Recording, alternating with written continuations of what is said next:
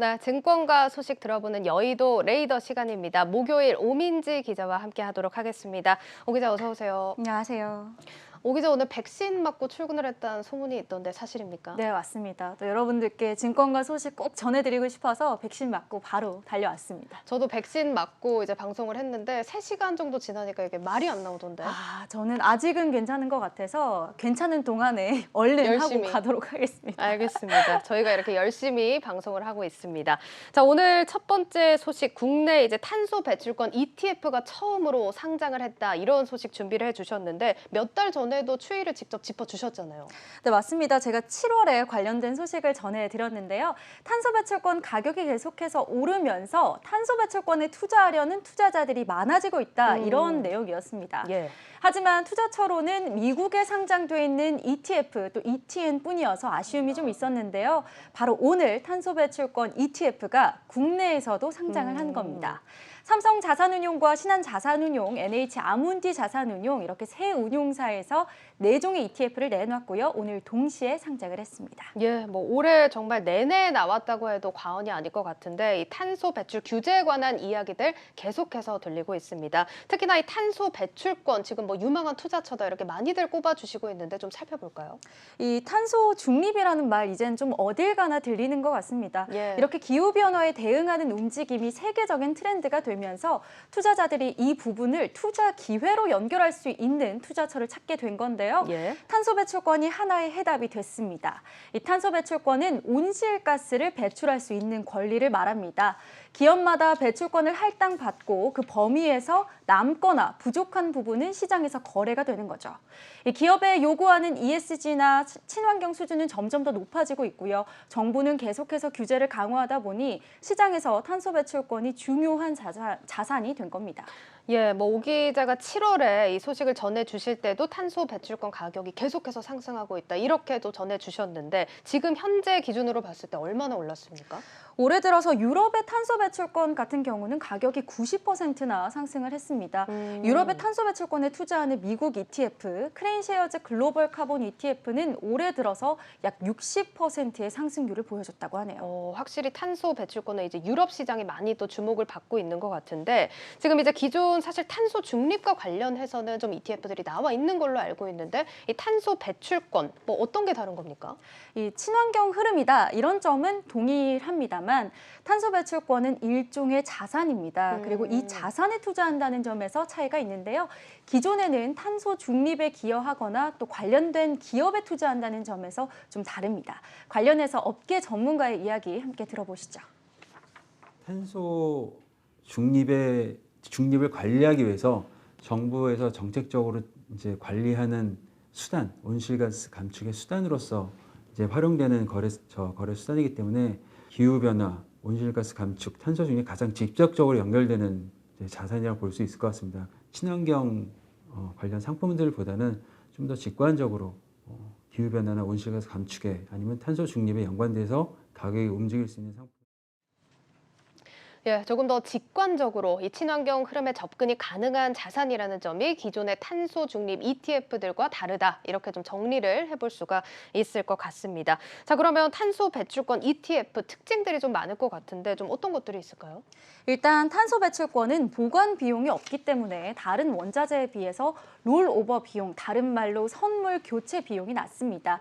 한 달을 보통 단위로 해서 선물이 교체가 되는데요. 장기적으로 투자를 고려할 때는 좀 유리한 부분이다 이렇게 볼 수 있겠습니다.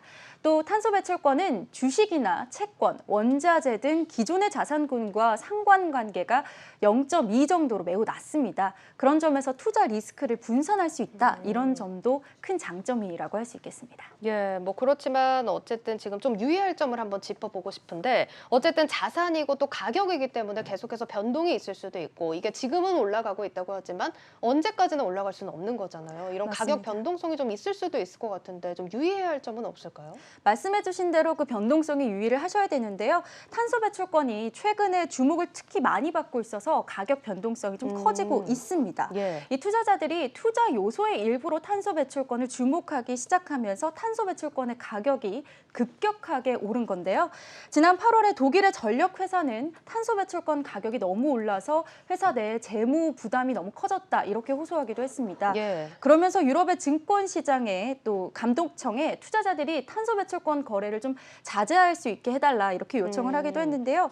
EU 집행위원회가 바로 제재를 하겠다 이렇게 얘기를 하지는 않았지만 연말에 해당 내용이 좀 검토될 경우에는 가격 왜곡을 좀 막기 위해서 탄소 배출권의 가격이 좀 하락할 수 있다. 이 점은 유의하셔야겠습니다.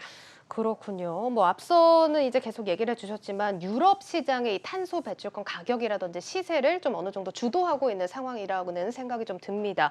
자, 그렇지만 우리나라들도 지금 기업들의 참여는 좀 저조하지만 좀 활성화되고 있다 이런 얘기들도 나오고 있는데 우리나라 탄소 배출권 상황은 어떻습니까? 네, 우리나라의 탄소 배출권은 아직 제3자, 그러니까 직접 탄소 배출권을 이용하는 기업이 아니면 투자에 참여할 수 없게 했습니다.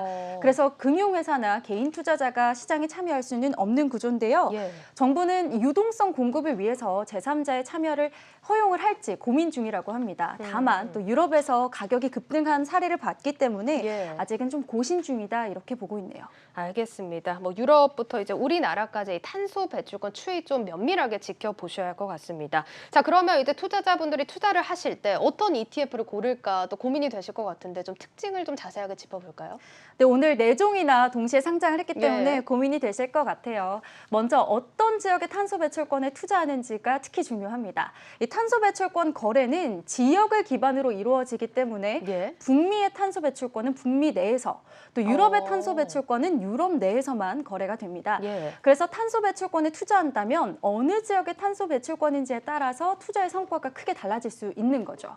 이번에 상장되는 4종의 ETF 중에서 2종은 글로벌 탄소 배출권에 또 나머지 2종은 유럽 탄소 배출권에 투자합니다. 그러면 이 글로벌 탄소 배출권이라고 한다면 지금은 유럽 탄소 배출과 글로벌 탄소 배출 이렇게 나눠져 있는데 글로벌은 조금 더 넓게 다양한 나라들을 좀 포함시키는 겁니까? 네, 맞습니다. 이 글로벌과 유럽이 각각 또 다른 투자 매력을 가지고 있는데요. 예. 먼저 유럽을 살펴보면요. 유럽의 탄소 배출권은 상대적으로 좀 안정적이다 이런 점에서 큰 강점입니다. 예. 이 거래량이 많고요. 가장 대표적인 탄소 배출권 시장이기 때문인데요. 주식으로 따져보자면 이 삼성전자, SK 하이닉스 같은 좀 대형 우량주의 위치다 이렇게 예. 볼 수 있겠습니다. 또 유럽은 탄소 국경세도 강화하고 있고요. 또 올해 7월에 있었던 친환경 입법안 패키지처럼 규제도 좀 늘어나고 있어서 탄소 배출권이 지속적으로 주목을 받을 수 있는 요인도 많다고 볼 수 있겠네요. 예, 그럼 유럽은 좀 안정적이다 이렇게 간단하게 정리를 해볼 수가 있을 것 같고 글로벌로 지역이 넓어진다면 어떤 특징이 있을까요? 뭐 당연한 이야기지만 유럽뿐만 아니라 다른 지역의 탄소 배출권에도 투자할 수 있다.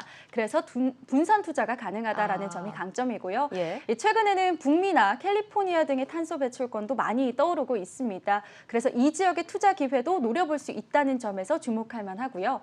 또 글로벌에서는 유럽 탄소 배출권의 비중을 그래도 6에서 70% 정도는 가지고 있습니다. 그래서 안정성이 있는 좀 유럽 시장에도 상당 부분 투자를 할 수 있다. 이 점도 주의하시면 좋겠습니다. 또 마지막으로 큰 특징은 합성 방식의 ETF라서 퇴직연금으로도 투자할 수 있다는 건데요. 이 부분 전문가의 이야기 함께 들어보시죠.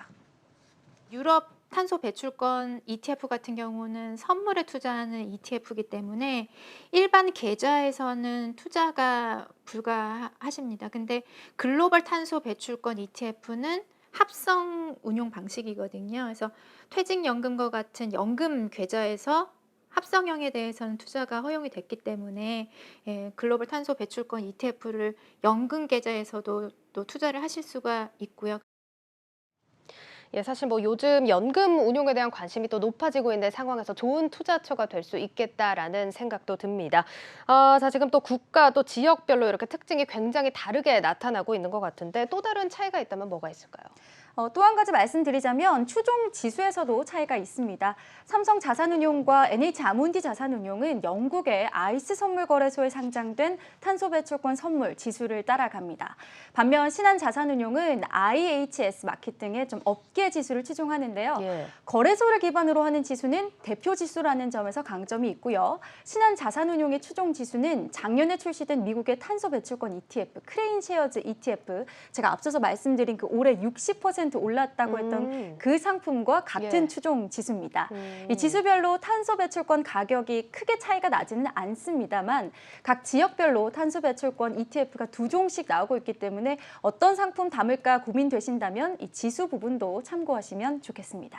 알겠습니다. 지수 부분도 참고해서 투자해 보시고요. 운용 보수도 사실 생각을 안 할 수가 없습니다. 보수는 어떻게 차이가 날까요? 보수 측면으로 보자면 NH아몬디 자산운용이 가장 낮습니다. 예. 총보수 0.50%, 운용보수는 0.41%고요. 신한자산운용은 총보수 0.55%, 운용보수 0.48%, 삼성자산운용이 0.64%, 운용보수 0.58%로 가장 높았습니다.